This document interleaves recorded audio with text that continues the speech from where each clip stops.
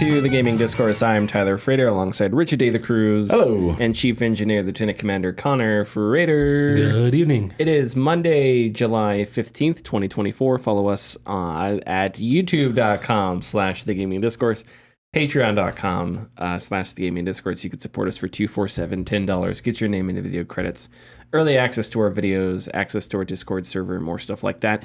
There is a new video up on our Patreon right now, part 3 of my retrospective on Splinter Cell, this one covering Splinter Cell Conviction. Go check it out. It'll be available to everybody sometime in the coming week at some point, but yeah, up for patrons right now. I think it turned out pretty good. I kind of regret the previous 2 videos I covered. The first one I covered the first Splinter Cell, Baldur, Tomorrow, and Chaos Theory. And the second one I covered the Double Agents and Splinter Cell Essentials. And I kind of regret doing 6 games in 2 videos. You got more to say, right? Yeah, and because when I started, I didn't know what I was doing. I was like, let's just talk about this. Let's just go at it. So I just did the stuff. And then when I sat down to think about whether or not I was going to do Conviction and Blacklist together or not. Yeah. Because Splinter Cell generally can be split into 3 eras. You have sort of the beginning, where it's the original Splinter Cell, and then Baldur, Tomorrow. And then you have the Chaos Theory era, because Chaos Theory was really, I think, the peak of Splinter Cell. And Montreal's Double Agent followed that formula. Shanghai's Double Agent didn't necessarily... it did its own thing. So I would, it wasn't like hardcore Splinter. It wasn't early Splinter Cell. It wasn't Chaos Theory. It was in the middle. It was definitely the worst of the 2 Double Agents. But then after that, you got Conviction. And once Conviction was there was only one team working on Splinter Cell. It was Montreal or Ubisoft Toronto. So, and with Conviction, obviously, you get the change in pace, you get the change in gameplay style, you get the change in tone, and then Blacklist picked up what Conviction did and iterated on that. So those 3 sort of eras of Splinter Cell, I covered like the first 2 kind of pretty quickly in the first 2 videos, and then the third one was all about Conviction and transitioning into this new era, which, going back to Conviction, I did not like it as much as I remembered liking it. I think the single player is pretty bad, pretty boring, nowhere near as like thoughtful or intricate as the gameplay in the first couple Splinter Cells. And when I go back to Chaos Theory and I think about all the different things, because Chaos Theory's levels were structured almost closer to like an immersive sim. You had a level, you had a couple different paths you can go about things, you had all kinds of tools at Sam's disposal. You know, you had EMPs, you had sticky cams, and you had those before, but now because levels were so multi-pathed and stuff, it almost felt like you were playing an immersive sim where you had all these different ways to complete objectives and stuff. So, yeah, when you get to Conviction, and Conviction's basically really closer to an action game than previous Splinter Cells, right, it just doesn't, I don't think it holds up. I think the gameplay can be fun, but it's just not anywhere near as good as the first couple Splinter Cells. But yeah, a lot more to say about them in the video. Go check it out. You pay $2, subscribe for a month, $2, and you can go watch, I think it's like 20 minutes, and it'll be free for everybody. I'll upload it to our YouTube channel sometime in this coming week. And then I have other projects that I'm working on right now. It's going to be a slow week, and then things will pick back up next week. Then hopefully, as summer goes on, more projects will start to develop, and I'll have more stuff. But yeah, go check it out. Patreon.com, Gaming Discourse. Okay, what have we been playing, Richard? I've been playing Death Must Die. It's okay. It's an early access game that was on sale at Steam sale. Yeah, it was like $3.99, I think. I had a couple coworkers that were kind of like hyped up for it and very like, wow, I can't wait to play that game. And then of course I saw it was on sale, and I started playing it, and I think I'm like 2 hours into it, and it is fun, but it's also the developers just said, let's put Hades and Vampire Survivors together. and that's what it is. I can't. There's nothing I can really talk about. That's just like this is what makes it unique because it's just Hades and Vampire Survivors. Do you enjoy it? Yeah, I like it enough. But it is also it's glaringly, like the first. I'm gonna call them boons because that's what they're called in Hades. But the first like upgrade you get a level like when you kill enemies you get the stuff to level up like in Vampire Survivors, but when you get to select what you want, it is a boon from Hades. And a character shows up and they're obviously like, hi, I'm war, I'm justice, I'm summer, I'm winter, I'm whatever. And so even in Death Must Die, each character is themed. Yeah. Because obviously in Hades, it's like, you get Ares, the god of war, or Persephone, who is the god of love or beauty or whatever. Yeah. And then you get, Zeus, god of thunder, and they're all themed. So in this one, are they gods or just characters with themes? They are characters with themes. Okay. They don't have the names of specific gods, but the theming is the exact same. Okay. There's even 3 little girls that are like something, whatever fates. And it's like, Sisters of Fates. Like Margarin or what's her name?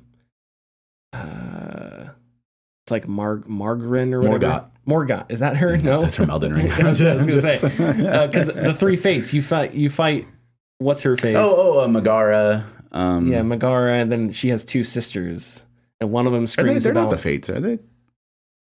No, not in the whatever. No, they're not. Matter. They're not the fates, but it's a similar concept. I'm sorry. Oh yeah, but it's they represent the sisters of fate from like Greek mythology. But anyways, so it's good. It is good for $6. It's really good, and the artwork is really nice. But it's just, it is. There's probably something unique later on, but it is unabashedly, just Hades and Vampire Survivors put together. And then I've been playing Baldur's Gate 3, and I have not gotten extremely far, but Baldur's Gate is all about doing and seeing what happens, and if you fuck up majorly, you gotta go back. You gotta go back because I did. What did I do? Yeah, the first village you go to that gets ransacked by the goblins. Mm-hmm. I went through that battle phase, and everybody survived. I was like, great, awesome, this is cool. But before I went into the village, because I was worried that I don't know where I'm going to get locked out from going back to and what I'm going to, even though it's right at the beginning, I shouldn't be as cautious, but I am. I walked back out and I was like, well, let's see what's around here because I haven't found everybody yet. And I think I realized that like you will find them maybe more organically than I think you will. Because I went, the Mind Flayer ship, when you first crash landed, I went to the right instead of going to the left. Yeah. If you go to the right, you'll find Gale, you'll find Astarion. No, if you go left, you'll find Astarion. Yeah. Oh, left. You're right. And then I find, I'm assuming it's Karlach's pod because there's fire all over the place, like from the pathway. Yeah, out. She's pretty far away from her pod. Sure. And if you got to the Enclave, that's the battle. The Druid Enclave.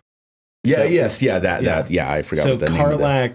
I think Karlach's impossible to get before the Enclave fight. That may be incorrect. There may be like a sneaky way you can do it. Yeah, I was going to say there's one route through and it triggers that fight. Ooh. But you get Will, or Will appears. Yes, he does appear. During the Enclave fight, so that's how you. As far as I know, that's. There are only. I think there are only 2 that you can fully miss. And it's if you don't go left to get Astarion, and if you don't go out of your way to find Karlach, everyone else is kind of in the path. Okay, cool. Yeah, because okay, so what happened was I left the little town because I was like, well, what's around here? And I found a secret passage, like just to the right of it. And there's a statue that attacks you. It's a trap. Mm-hmm. And when I saw that it was a trap, I was like, well, let me investigate it, see if I turn it off. I can turn it off. And your party members they like to move around on their own accord.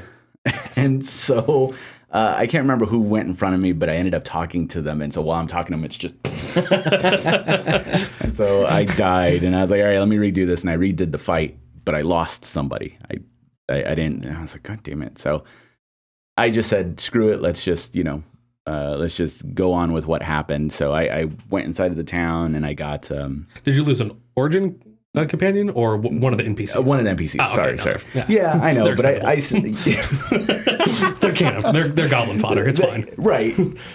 I still feel bad, So I ended up. What sucks is that, like, I saw there was that woman, that tiefling that's with her telescope. Mm-hmm. There's a bugbear. A bugbear. Yeah, but it's like I didn't know that was gonna happen. Yeah. It's like fuck, like I could have snuck up on him. Maybe I don't know. But thankfully I took care of that. I took care of the squirrel, not violently, and then I'm in the middle of investigating. I forgot her name. I think it starts with a K. Kaga. Yes, I'm investigating her. And of course, investigating her led me to run into Aunt Ethel. Yeah, Auntie Ethel. Auntie Ethel. Yeah. Really nice old lady who just makes potions. Sure she does. Potions and lotions. So don't select her and go examine. Don't look at the screen. Don't see what she has. Yeah, well, don't look at the list of magical abilities she has. She's just a simple old lady. Yeah, don't press down on a D-pad. Don't read about all the immunities. Well, I'm already in too deep, fellas. So you're trying to keep. Yeah. Because the tree that you have to meet, the confidant with Kaga is there, but you have to go through her, and so I've already activated, like, obviously she's a hag, so I did go I did allegedly, yeah. Well, I did I don't want to get sued on this podcast. Right? It's in the game.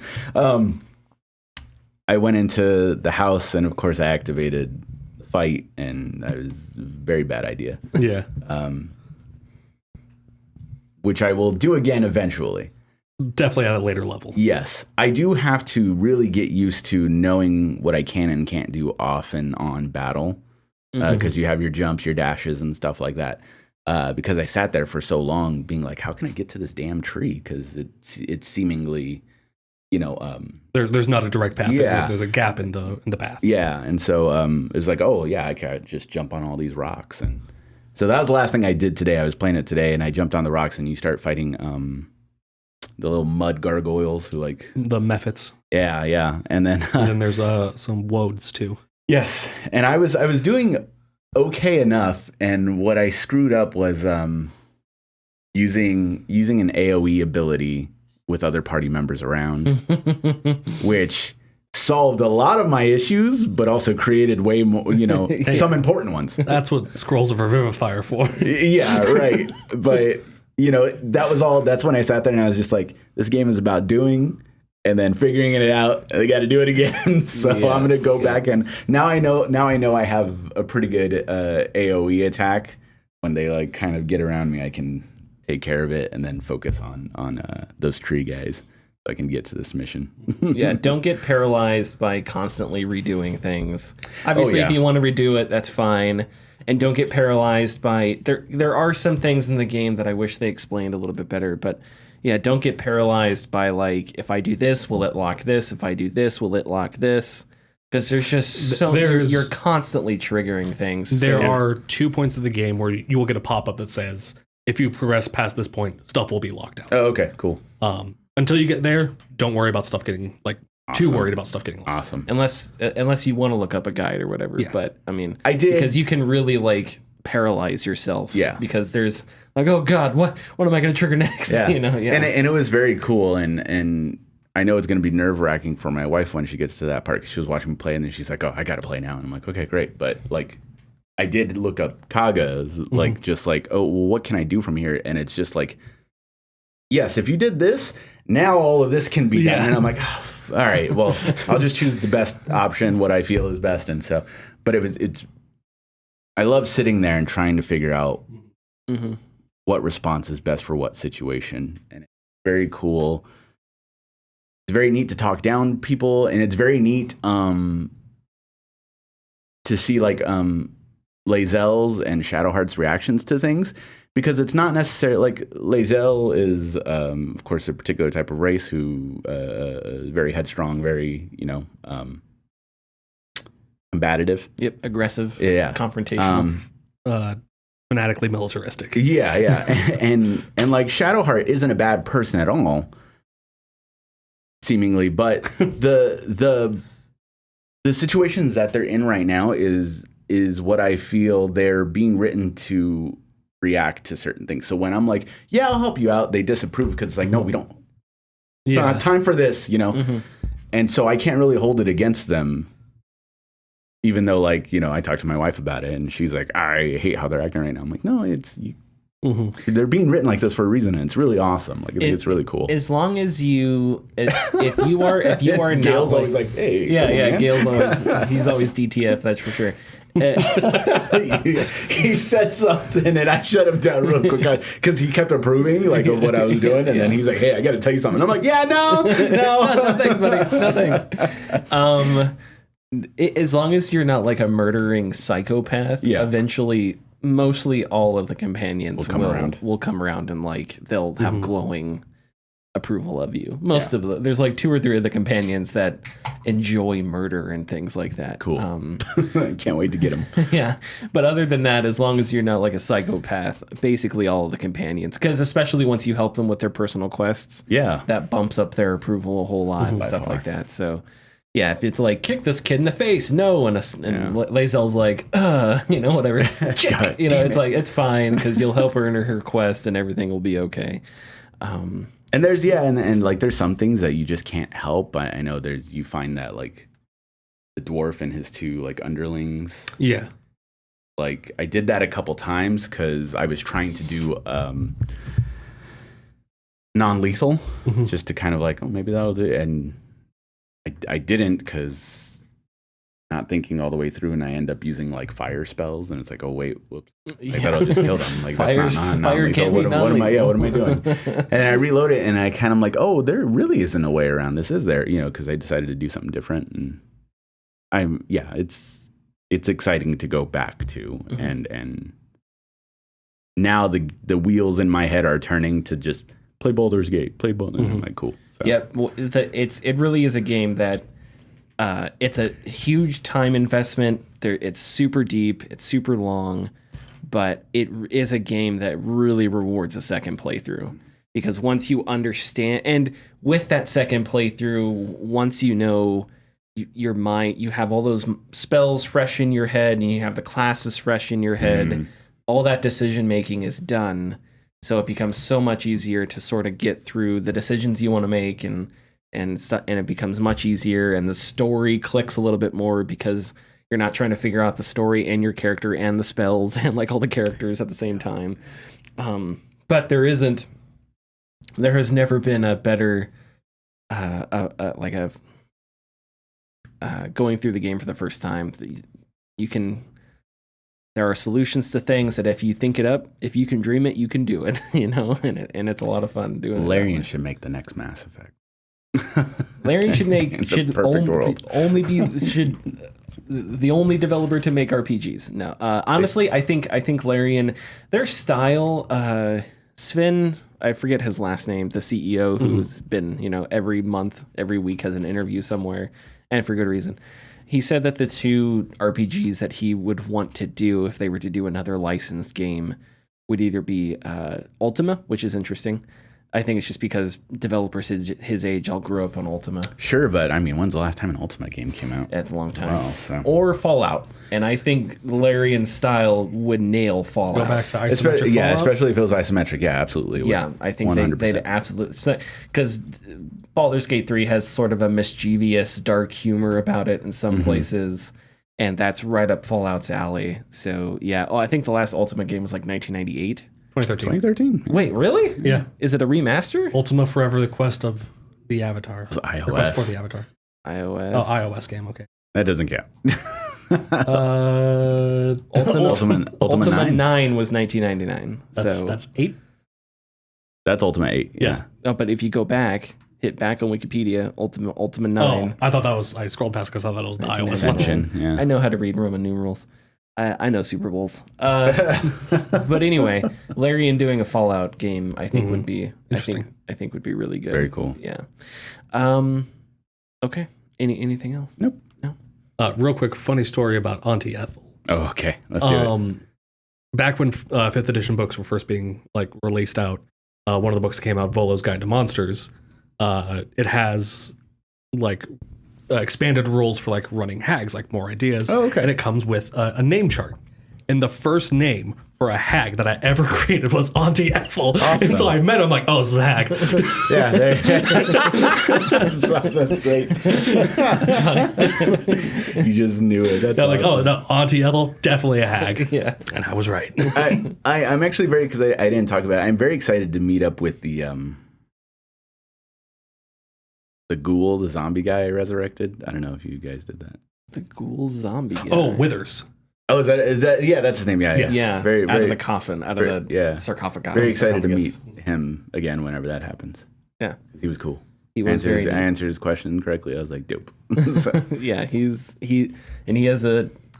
You'll see, he's important. Okay.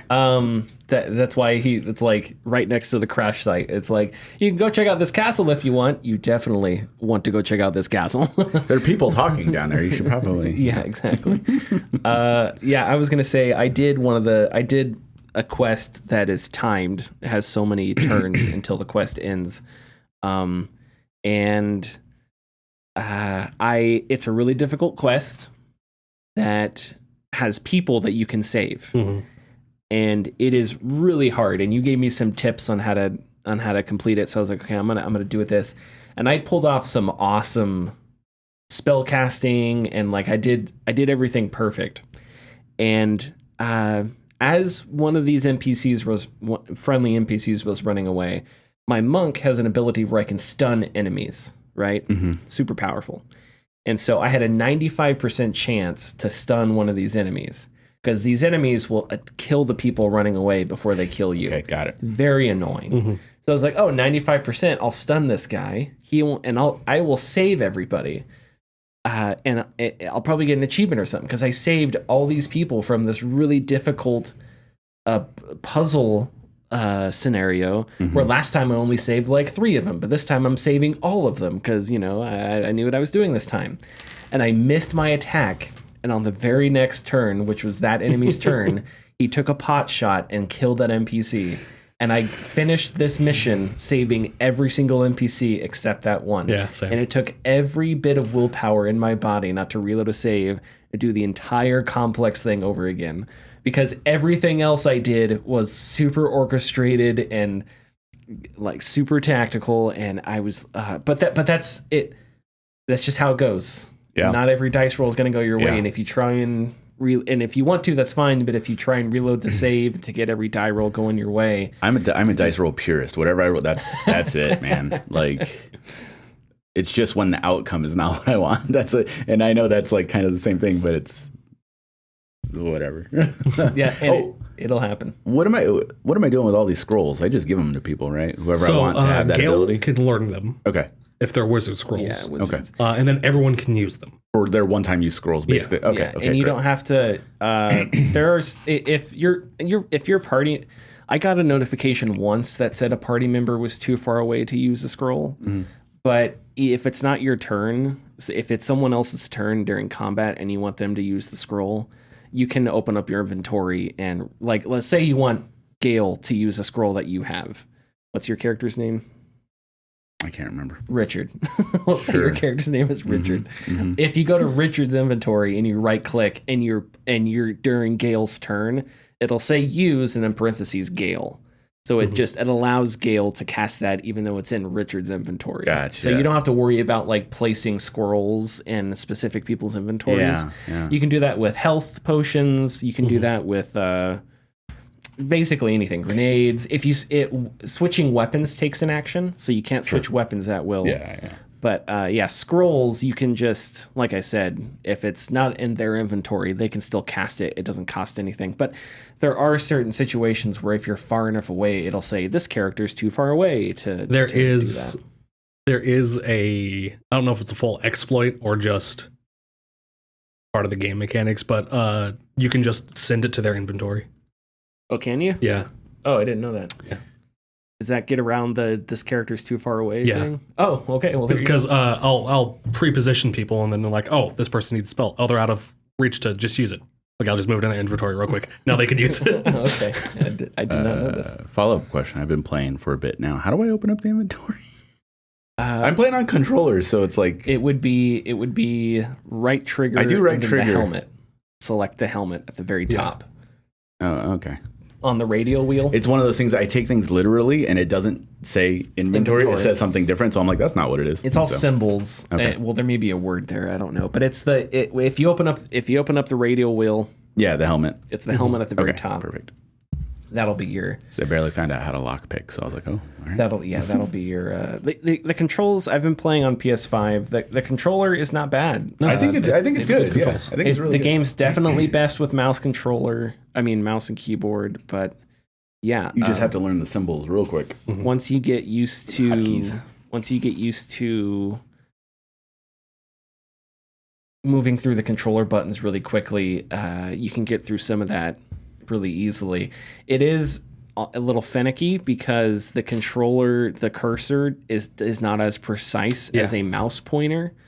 So there are times where it's like, I want you to move here, but for whatever reason, the controller moving the cursor over there is not as precise as the mouse being there. So the controller doesn't register that there's enough space for your character to stand there or whatever. So you have to do other things.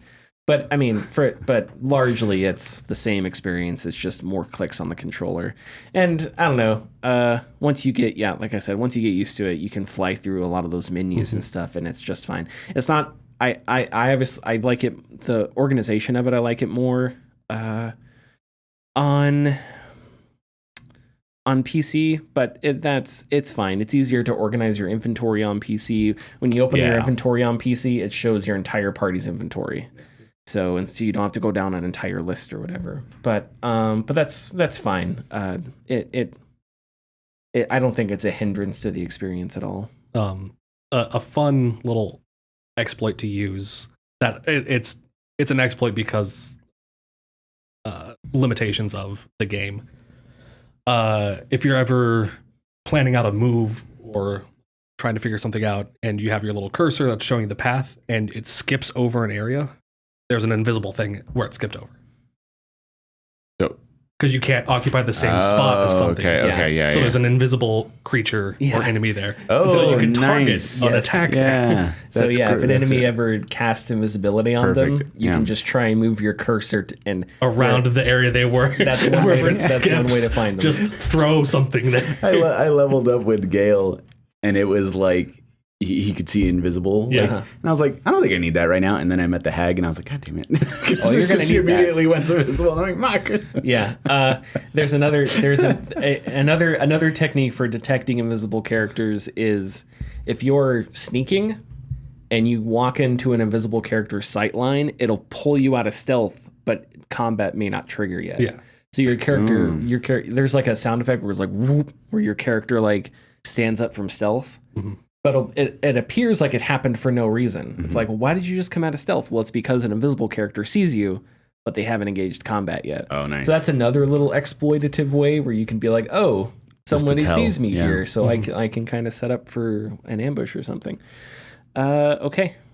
So I beat Baldur's Gate 3 for the second time with my Dark Urge character. There you go. Yeah. What path did you go, Dark Urge? Reject or accept? Reject. Nice. Okay. Very nice. That's the same thing I did with my character. Very cool. Yeah. The Dark Urge character is very cool. It really does give off the vibes of it was supposed to be the player character that you play as, but then they decided to also include sort of plain, a neutral, normal D&D character to be. Yeah. And I think it for whatever reason, it wasn't until I played Dark Urge that I realized it's not just called Baldur's Gate 3 because it's the third game of a series. It's called Baldur's Gate 3 because Baldur's Gate has a big arc with a lot of the same important characters in it. So it really is. It's connected to the first Baldur's Gate on a more substantial level than just, hey, that character's from the first Baldur's Gate. Hey, they said this character's name from the first Baldur's Gate. These events are tied together. They tie the events together, and it does that most concretely with Dark Urge. Once you learn what the Dark Urge is and everything, it's like, oh, I get it now. So and then once you find other little details around Baldur's Gate, so it really is like it's not just they didn't just take the name Baldur's Gate 3, set it in the D&D universe and do their own thing. It's not like it's not like a Final Fantasy where it's just the next one in the series, and they may or may not be disconnected. The ties are it's part of a larger story arc that I think closes it all out pretty well. Yeah. So. And so I've started the third run through as Gale. Oh, okay, nice. So, and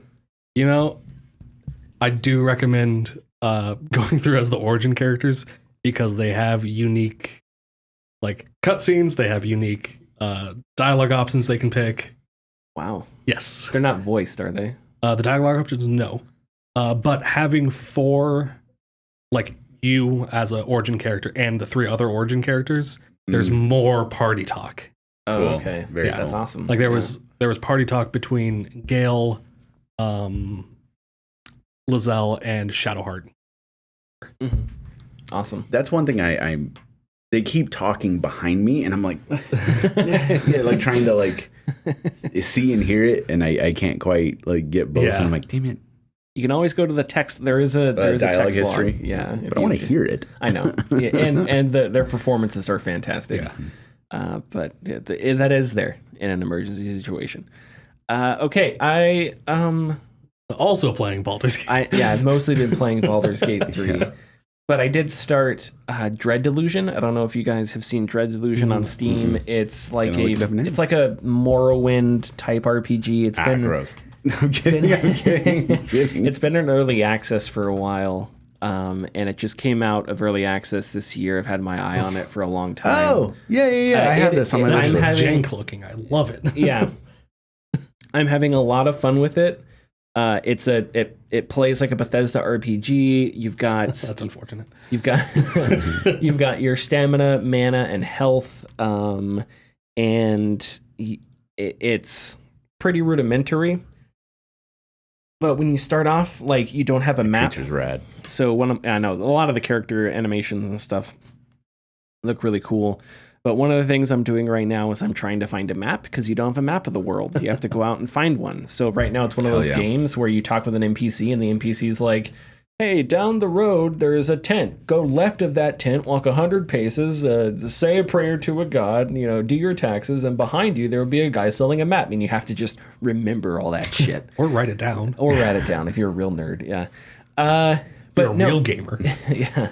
But I'm having a lot of fun with it. One of your first quest is to get into this castle and take on like an enemy in the castle. And in classic video game tradition, there's 2 ways. You can go through the front gate and go slashy everybody, or there's a side way where you can sort of sneak through and get to the top of the castle. And you spent 36 hours sneaking through. Yes. But I'm really excited to play more of it. It definitely has that Elder Scrolls vibe where you kind of aimlessly going around just exploring stuff and seeing what's up. All kinds of little nooks and crannies throughout the world to check out. The art direction is really neat. The colors are really bright and neon. Like there's these giant mushrooms that are glowing turquoise, and the sky is like a red pinkish, and there are trees that are neon blue. So it's very psychedelic, very, very bright and flashy, and that makes it pretty fun. And the dialogue and the writing so far has been really interesting. It's about this: you are you start as a prisoner, again in Bethesda fashion. But it's about these people called the Inquisition, of which you are a prisoner, who I guess apparently go after worshiping gods in this world is apparently illegal. So they go after people that worship gods, and that's what you're sort of sent for. And it's an interesting world I'm excited to get into more. It definitely reminds me of like Shivering Isles, definitely Morrowind. There are airships, there are giant bug thingies that are going around. And you played Morrowind a lot. I remember you playing Morrowind a lot when we were kids. On the original Xbox. On the original, old school. Yeah. I didn't play Morrowind very much, but character found that scroll of jump and then killed themselves because they jumped too high and not It was just jump, not landing. Yeah. I'm like, oh, it sucks. Yeah, that's what I'm excited for that because your character feels kind of sluggish to begin with, and so I'm wondering if as you level up, if you don't, if those things don't, if you don't become faster and whatever.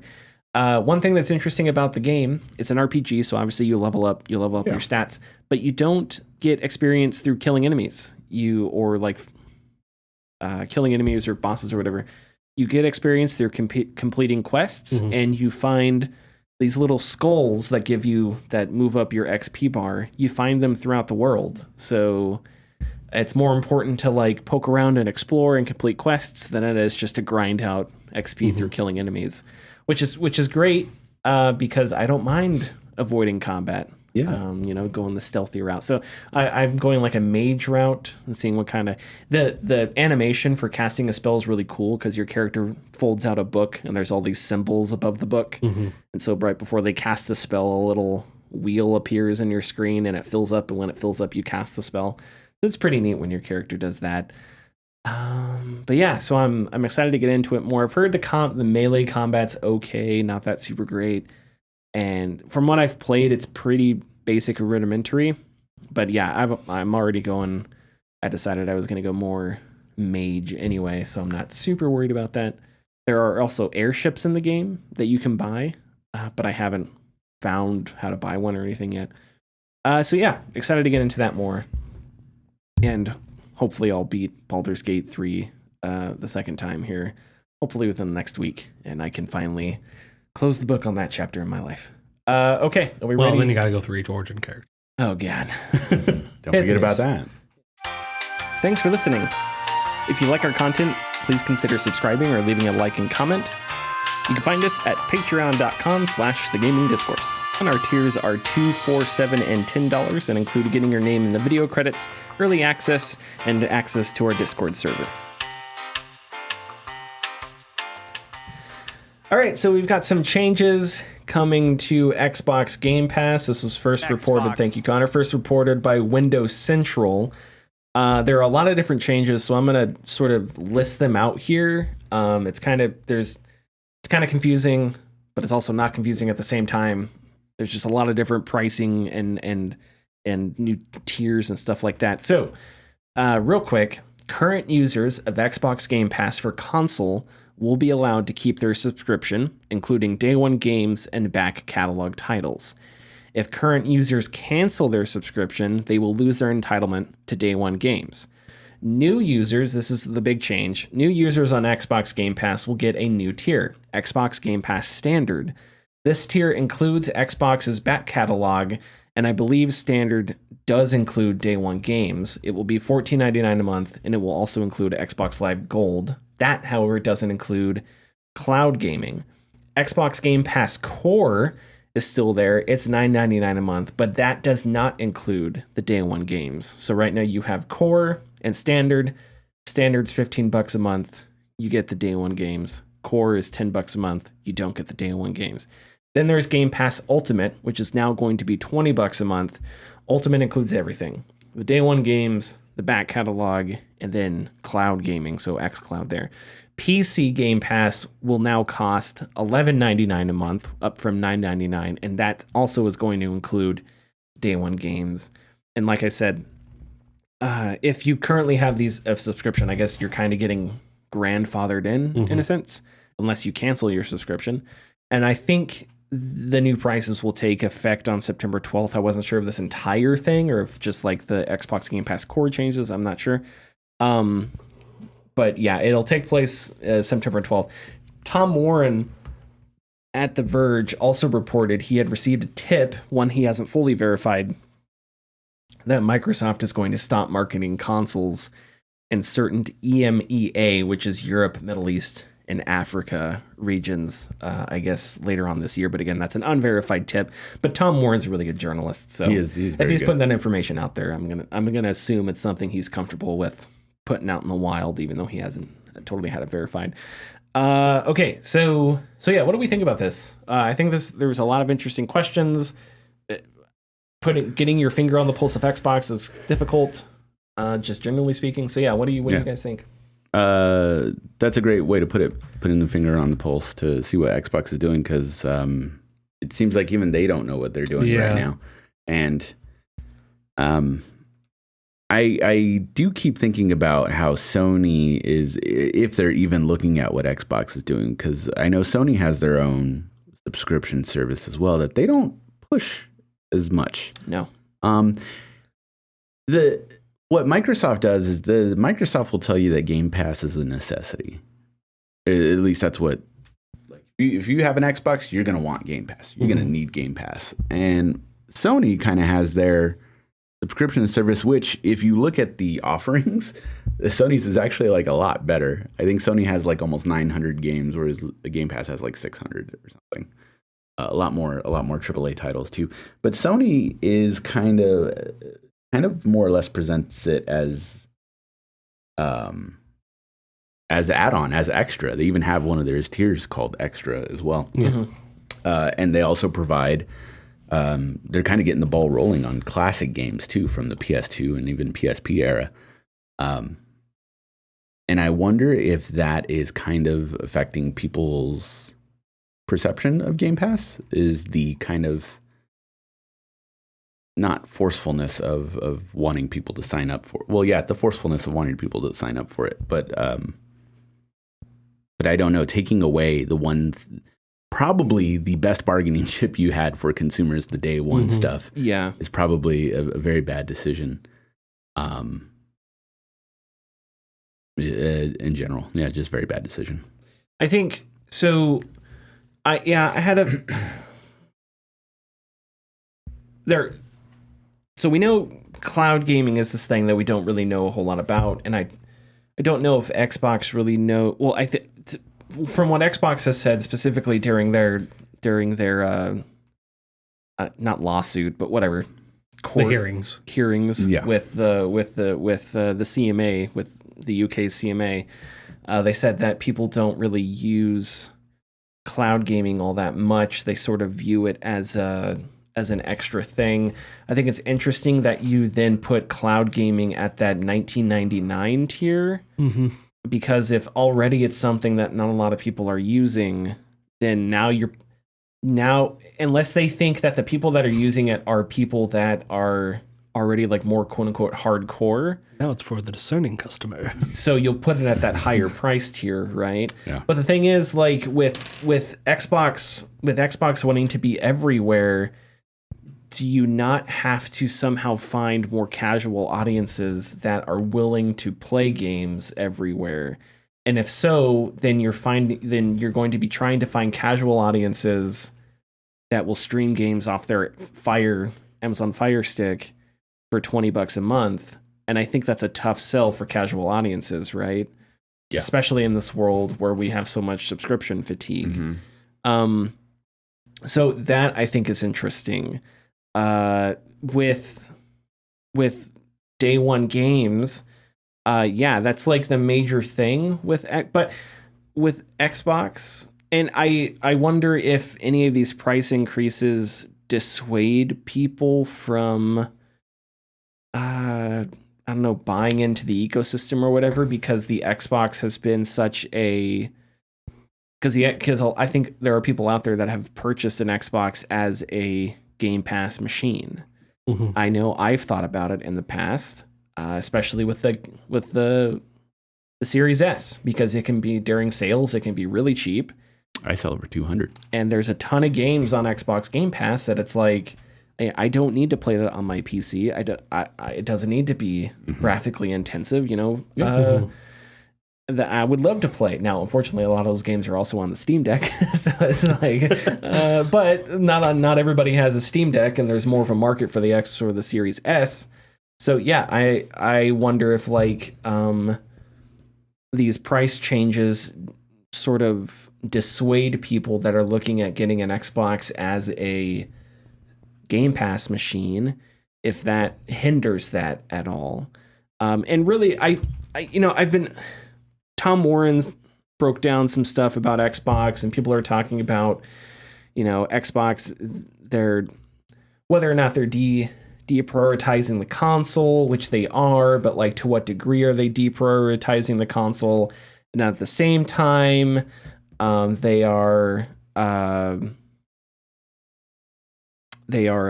what was I going to say? At the same time, they're saying that we're going to have a next gen Xbox coming out soon and all that. But really, I think this all comes down to you need games. That was your problem. That's been your problem. You need to figure out Halo. You've got Gears cooking. That's good. But you need to figure out how to get all these games that you have planned in the future, and that's great. But you need to figure out how to get them cooking and going real quick. Because I think at the end of the day, if 2 years from now, Fable is like a whatever game, and Perfect Dark is a whatever game, then no matter what kind of pricing Xbox does with Game Pass, no matter how many places you can stream games through Xbox Game Pass via xCloud or whatever, Xbox is going to be right in the same spot because it just doesn't have the titles. Now, the counter argument to that is they've purchased a bunch of titles because now they have Bethesda, and now they have access to a much larger casual audience through Call of Duty. So maybe that offsets it. I don't know. I wanted to correct myself real quick. So Game Pass standard at $14.99 is not day one games. So I think I misspoke earlier. The only day one games for new subscribers is going to be Game Pass Ultimate at $19.99, which means if you're a new Xbox customer and that means you're paying $20 a month. So is that not a harder sell, right? Somebody buys an Xbox and they say, "Tell me about Game Pass." And you tell them, "Oh, well, you can get brand new games through their service." "Oh, how much does that cost?" $20 a month. I think that's a way more difficult sell. Yeah. And it's just because $20 a month in a vacuum isn't that much. But when you're dealing with something that's a subscription, people are already tired of having subscriptions. Yes. So you're playing into that fatigue. I still think it's a good deal. And because what this means essentially is you can pay $20 when a game comes out and you get it, you rent it for a month is basically what this is, right? But the counter to that is if you want it longer than 3 months, it's better just to buy the game. Right. So it's like this weird scenario here. Indiana Jones. When Indiana Jones comes out, it's like, will you own this? Will you play this game more than 3 months? I don't know. Probably not. It probably won't take you 3 months to get through Indiana Jones. Or what about Avowed? How long will it take you to get through Avowed? 3 months? I don't know. If it's anything like the Outer Worlds, probably not. So it's like it's like a weird no man's land, right? Where you're paying enough that you're gonna pay enough to buy the game anyway, so maybe just purchase the game. Do you guys know what I'm saying by like no man's land? And it's a problem with consumability, and that's exactly why subscription services like Amazon works, like Netflix works, Spotify, et cetera, as movies, music, TV shows are infinitely consumable. And I'm not saying video games aren't either, but to go 200 hours through Baldur's Gate 3 and decide to want to do that again, you are being forced to interact with this thing.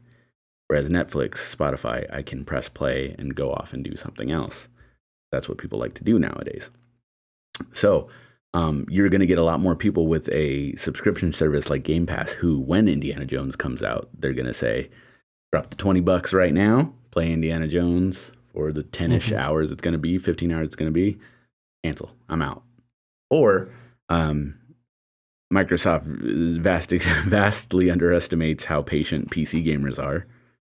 PC gamers will go, why subscribe when in half a year that game is going to be $5 on the Steam sale? Yes, exactly. Or, and I can just buy it and have it, presumably.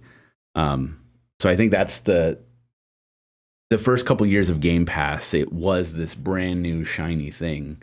As time goes on, and the frequent changes they make, it seems like we're starting to see all the faults in Game Pass, and probably its ultimate. I don't know if I want to say downfall. I don't know if it'll be gone forever, but even then, like we always talked about, it comes down to the games, and you even mentioned, in your discussion or in your points earlier that Microsoft does need games, and it's how are you going to get people to go to Game Pass when you have a game like I forgot what the new Doom is called. Doom. I forgot what the new Doom is called. Well, right, something like that. But it's already confirmed for PS5. Oh, is it? I did not know that. Yeah, okay. I'm pretty certain it was. Yeah, but your larger point is that now you're putting games out on multiple platforms. Right. So who's gonna, like, for me who has a PS5, and I mean I do have an Xbox, but let's say I only have a PS5, and it's like, oh, the new Doom is coming. Oh, it's gonna be on PS5. Oh, okay. Let's wait. Yeah. Let's just wait. And that really kills your incentive to get a cheap Xbox as a Game Pass machine. Yeah. So I don't know, man. I feel like there are multiple visions going on at Xbox. Mm-hmm. Cooks in the kitchen. Because I do believe Phil Spencer believes in his games everywhere approach. Mm-hmm. But at the same time, it's almost like, I don't know, how... Listen, if we could live in a world where Xbox could survive and make monetary sense by putting their games out on every single platform available, then I'm fine with that. But it also just doesn't make logical sense, as you pointed out with Doom coming to PS5. So it's like, how is this gonna work, just from a realism standpoint? And I don't know if it will. And we've speculated that Xbox eventually is going to have a price increase. Mm-hmm. Like we've talked about this for a long time, mm-hmm. that eventually Game Pass is going to be more expensive. I remember there was for 10 years you could get Game Pass for a month for like $1. It's like, okay, that's not going to last. So the price increase isn't necessarily surprising, but it's just like, all right, well, what else? How else? I don't know. Trying to put all their moves together and figure out coherently what they're doing, I think, is difficult. I'm curious. Microsoft has said in the past that games being on Game Pass does not hurt their sales. Mm-hmm. I don't know how true that is, or if that's true for every developer. I think I know of one game where I have heard the developer talk about it being on Game Pass actually hurt it. So, and by hurt, it's like, what do you mean? Hurt player numbers wise? Hurt financially? Combination of those? I don't know. So it's like you'd have physically, emotionally. Yeah. So you'd have to like differentiate what kind of hurt you're talking about there. But with by the more expensive game you make Game Pass, the less of a deal it becomes, and that's going to incentivize more people just buying the game outright. And also with games like Call of Duty, you already have a sort of captive audience that just buys the game every year, right? You have dudes between 25 and 34 who have enough disposable income that they can just drop $70 a year now on the next Call of Duty. And are they going to care that Game Pass is there? I don't know. That's a difficult question for me to answer because I really honestly have no idea. I talk about this before, but it's like you go into a GameStop and you get reminded that what a casual gamer is. Because I remember I was in GameStop a couple months ago, mm-hmm. and a guy walked in and he was trading in the latest Call of Duty for the newest Call of Duty.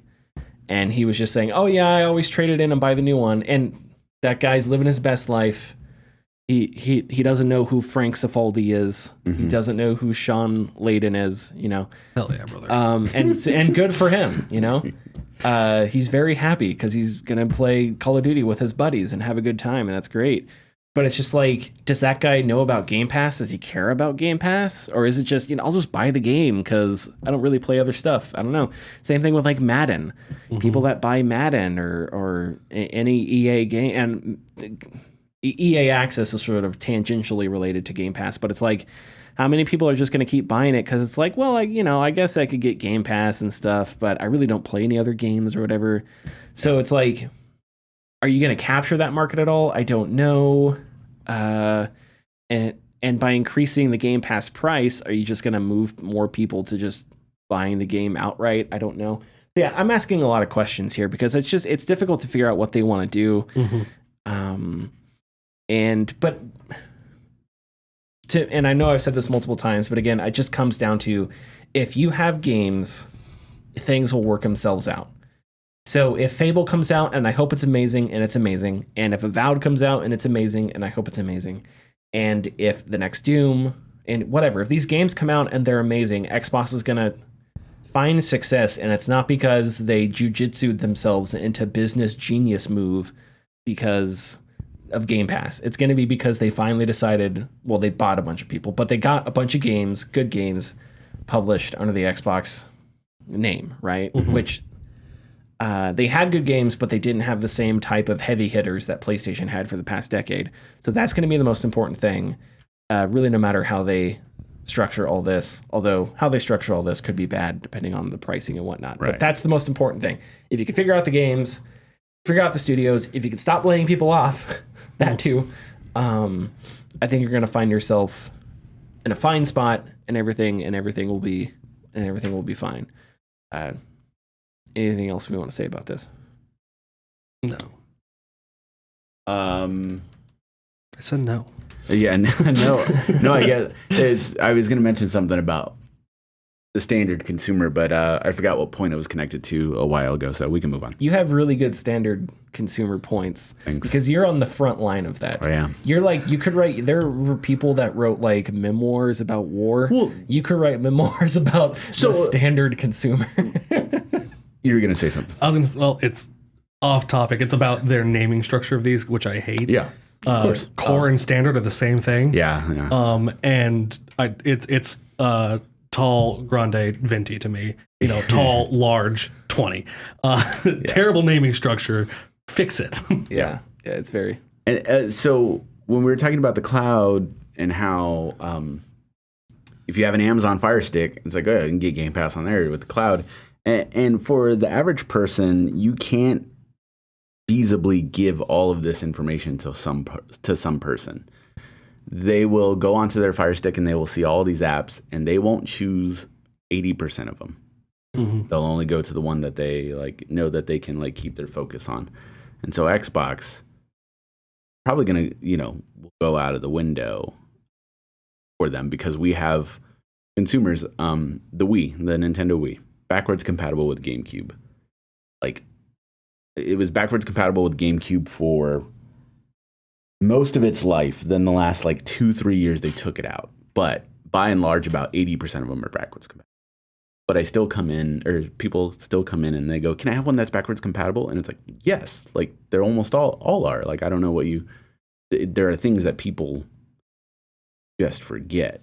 So there's no way that people would remember or even care to dig into deep about what each tier will give them. So you're going to cause more confusion in the long run. It's basically the naming structure is the problem, because if I go to a grocery store and I see all of these Xbox gift cards and it's like Game Pass, and it's like Core, Game Pass, Standard, Game Pass, Ultimate, Game Pass, and then they're, I'm just going to get this one, and they give it to whoever. I can't get day one games. I can't do this. I can't do that. It's like, well, I didn't know. You're not making it simple for the people you're supposedly trying to get on board with your product. Yeah. Was it Nathan Grayson? It was either Nathan Grayson or Ethan Gotch. One of them have a Substack that I'm subscribed to, and they do a big game news brief. I don't remember who it is. Actually, let me look at my email real quick, because it's at the top of my email. It's Ethan Gotch. Okay. So they talked about how Xbox takes good ideas and does it really poorly. And I was like, oh shit, you're right. Because the Xbox One was not necessarily a bad idea. In fact, it was kind of an obvious idea. But it's like they took a really good idea, and then after that, it was 20 of the worst ideas you could have possibly done. So it's like, well, why did you do all of this? So it's like with Game Pass, you have a really good idea, and I don't know, are we starting to see the 20 ideas after that okay, these aren't such good ideas. Nobody wants complicated subscription tiers. Nobody wants to have to decide between Netflix and Xbox Game Pass. So it's like, maybe, I don't know. And maybe that's just a fine. And if you are all about growth and getting games in more places, does raising prices and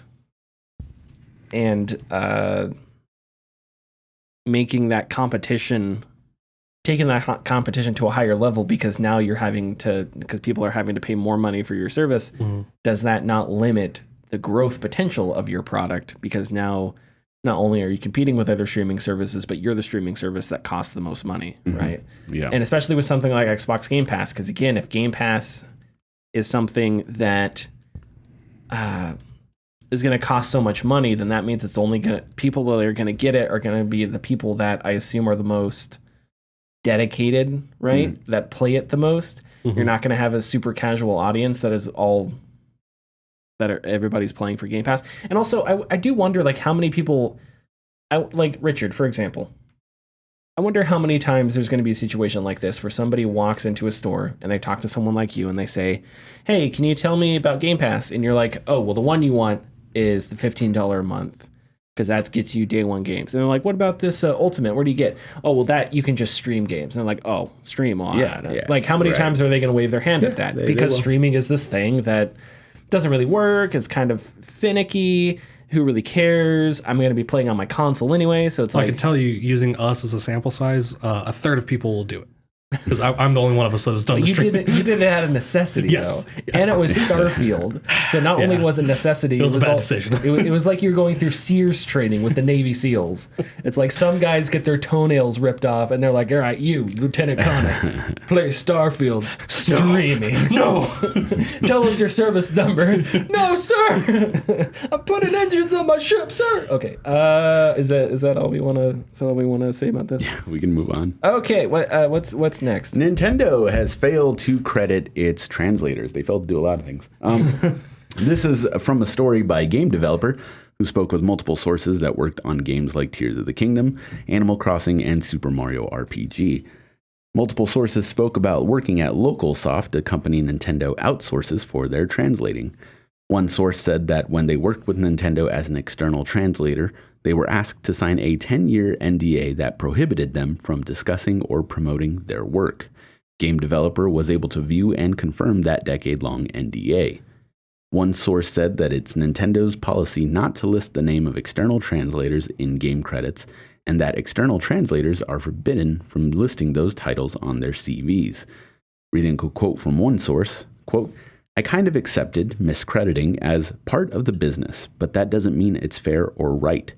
The fact that these companies are not able to give any reasonable explanation for omitting external translators and even developers from their credits is proof of this.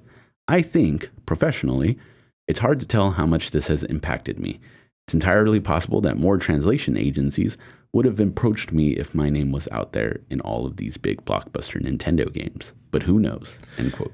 Yeah, this bothers me. It's just, can we figure this out? I understand sometimes people don't get credited because it's a mistake. You get lost in the shuffle. 1,000 people work on a game, whatever. But man, Nintendo, we had the stories last year, I think, about how Nintendo treats its contracted employees. Nintendo of America specifically treats its contracted employees. And it's just like, if somebody works on your game, I don't see the downside. I hate everything about how Nintendo views the people that do everything but play its games. If you're not somebody who is just buying it and playing it the way Nintendo wants you to play it, they detest you on so many levels. They might detest you if you play it the way they play it. What want you to? That's true. That may be true as well, and that really bothers me. And I don't know. Translation is important because it opens your game up to other markets. And so you would think that, and if I'm one of these companies that is a contracted, and from the company's perspective, they probably don't want to push Nintendo on this because they don't want to bite the hand that feeds them. Yeah. So it's like, they got this contract. We're not going to push Nintendo to do something So we're just going to go about our ways. And that bothers me because, I don't know, on some level it feels cowardly. On another level, they want to keep their jobs. Yeah. So what are they going to do about it? But I don't know. Maybe this is something we can fix eventually with unionization. I don't know how that... I don't know how unions handle like getting your name in the credits. I do remember hearing once that Star Wars was somewhat controversial because it didn't have credits at the beginning of the movie, and that was like a union thing. But that's totally anecdote that I half remember. But the point I'm making here is, what are solutions to this besides figuring out what kind of brain rot ideology is going on at Nintendo to make them hate everybody except for the people that play their games? I don't know. But hopefully it gets fixed, and whether that's fixed through unionization or whatever, it just needs to. And I just don't see an upside here. I don't see what the upside is of not developing people. What does that protect about your company? What does that protect about your brand? Nothing. So it's like you're one of the biggest game companies in the world. You have one of the most marketable mascots in the world. Figure out a way to credit the people that help make your games successful, especially if you're going to do this thing where you go through third parties and the people that work for those third parties are already working for you at like a quote unquote lesser status. Yeah, that's what I have to say. I have a weird, like, super tinfoil hat. Go for it. Sega, Nintendo, all developers back then in the 80s would famously not credit anybody. And if they did credit, they'd always use alibis or whatever. Because the fear was that those developers the other companies would find them and poach them away from Nintendo. Nintendo famously doesn't buy any companies. They don't buy any developers. They don't buy any... Anytime they use somebody, they seem to find someone with talent that they enjoy or they like, and they use them. I think that they don't credit them because if people knew that they worked for Nintendo or whatever, like, Activision would come by, hey, work on this game, and that would take one resource from Nintendo that they would want to use for. Total tinfoil hat, I know. But no, I don't think that's necessarily tinfoil hat. That's more just capitalism. I still think that's seedy and greasy as hell. Because when I think of things like, I always think, man, why doesn't Nintendo let other people use their IPs? Obviously, they're very protective of it, but like Ubisoft has used Mario and they've used Star Fox, but one company that ended up using Zelda was the guys who did Crypt of the Necrodancer. Mm-hmm. They did Cadence of Hyrule, which was an excellent game, but Nintendo didn't buy them. And like, you'd figure with how good of a game that was, Nintendo would have swooped them up for something, but they didn't.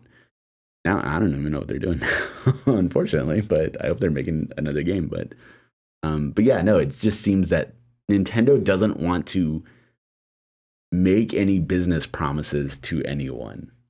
Yeah.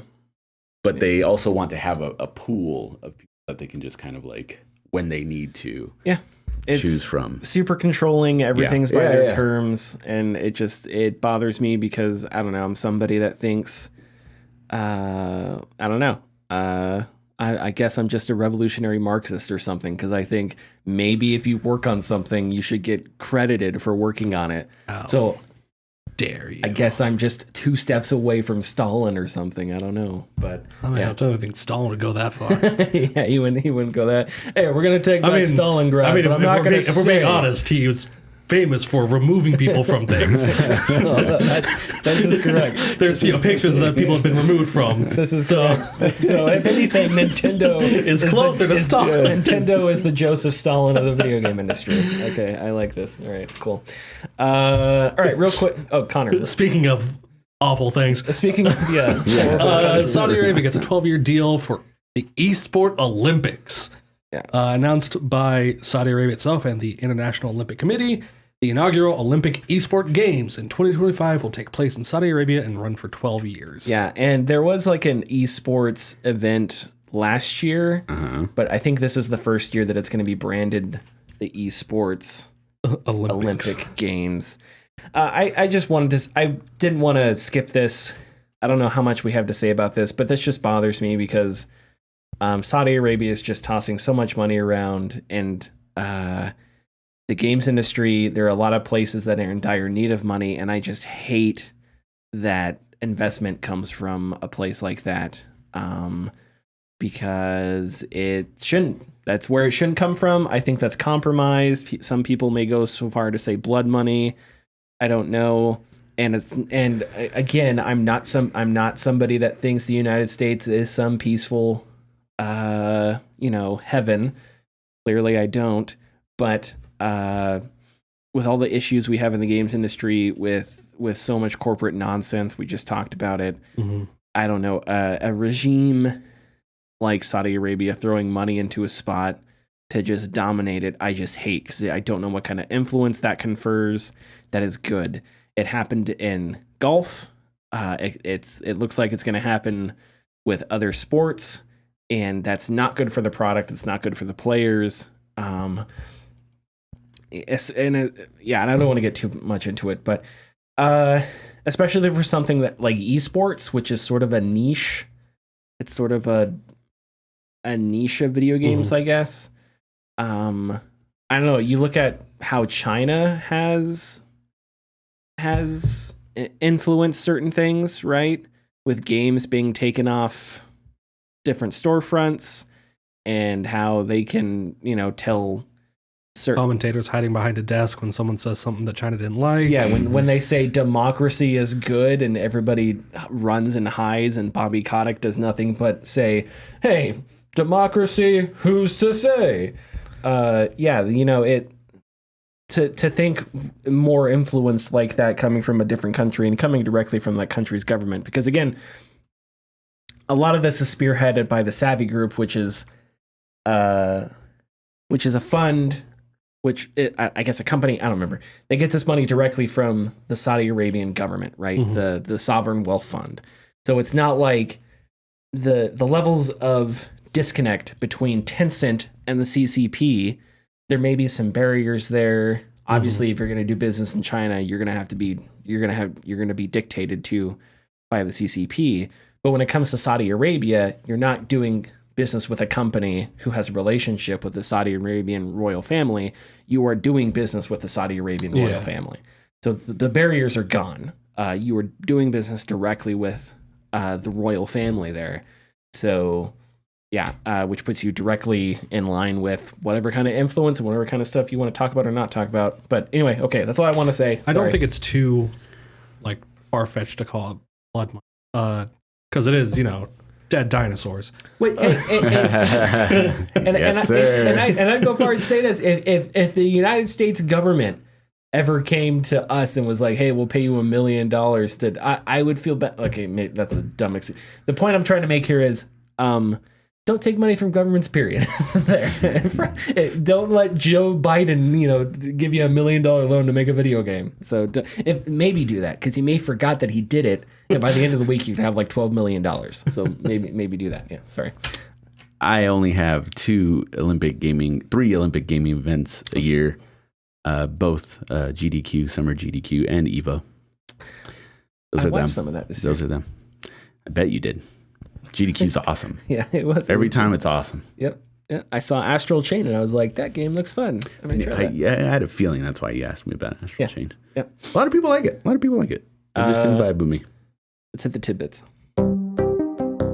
What if I told you, in this world, there are bits and there are tids, and Richard is the only man who can put them together into tidbits? We need to get you guys a sign so you guys can put together a little 3D print tid and bit, and you guys can pick it up, and we can have shirts made out of it.